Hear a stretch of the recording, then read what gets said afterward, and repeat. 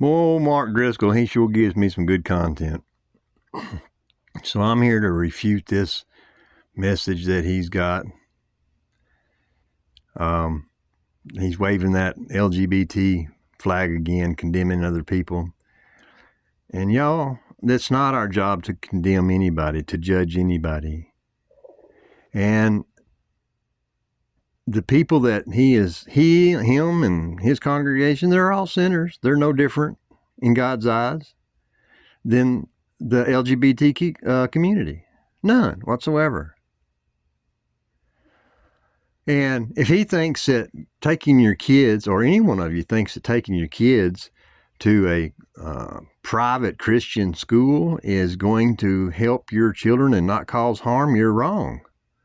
There's been more damage that's come out of the Christian schools and churches than any public school, because at least with public school, we know they're all full of crap. All right. They teach Darwinism. I mean, look at how much they teach Darwinism. They teach the world's spinning through space at 67,000 miles an hour. And, you know, they teach all kind of lies, but that's okay with you because everybody accepts that. But boy, this one LGBT, man, they are just the demons. They're the demons of all demons.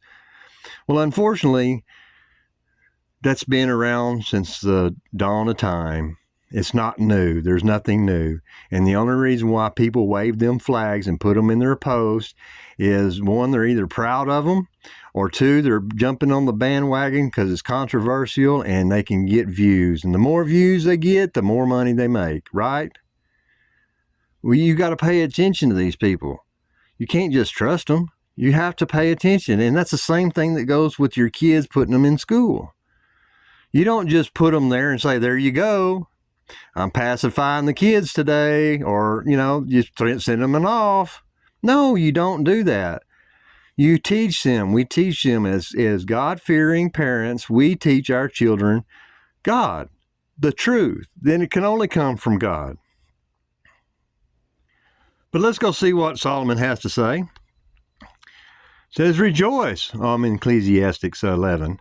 Rejoice, O young man, in your youth, and let your heart cheer you in the days of your youth. Walk in the ways of your heart and in the sights of your eyes, but know that for all these God will bring you into judgment. It don't matter if you're private or public, okay?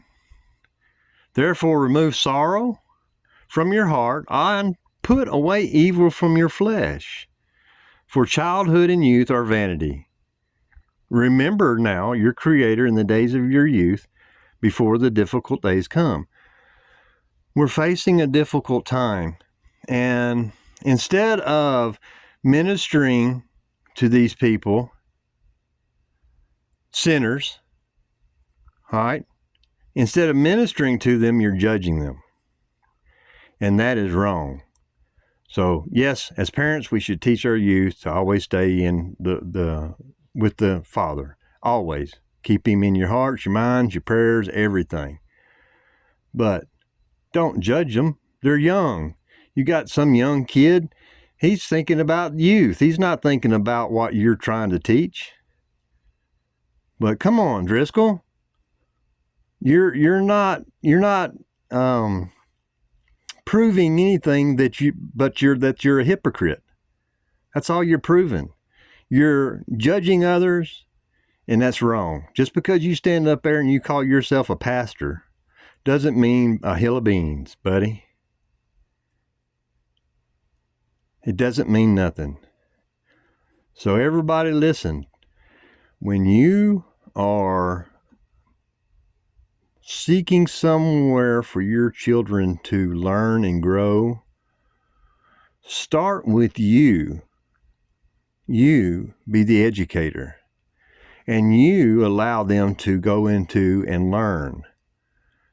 You do. Don't rely on nobody. You read their curriculum and you talk about it and you let them know. But you are the parent. You can't send them off to someone else and let someone else teach them. That's wrong, okay? If you just do that, then you're not interested in the truth. And if you'll start them off when they're young, they'll stay in it when they're old, if you do it right. If you do it wrong, well, then you're going to run them away. And that's not our job either. Our job is to help people. And we are to teach these people the best we can, but you can't condemn them. So, Driscoll, brother, I'm telling you, you're not fooling anyone. I know why you're doing it. You're doing it for money. So please, stop. And everybody else, stop listening to men in churches, for goodness sakes. They are deceiving people left and right. It's awful what they do. They teach their garbage. He teaches Jesus is God. Jesus ain't God. So that's the Antichrist spirit that would deny Jesus as a son. And you want your child to go listen to him and be taught that? Now, come on, y'all.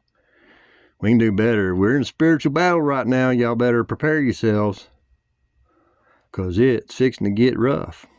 All right. I'll see what I can find later on. Good evening, y'all.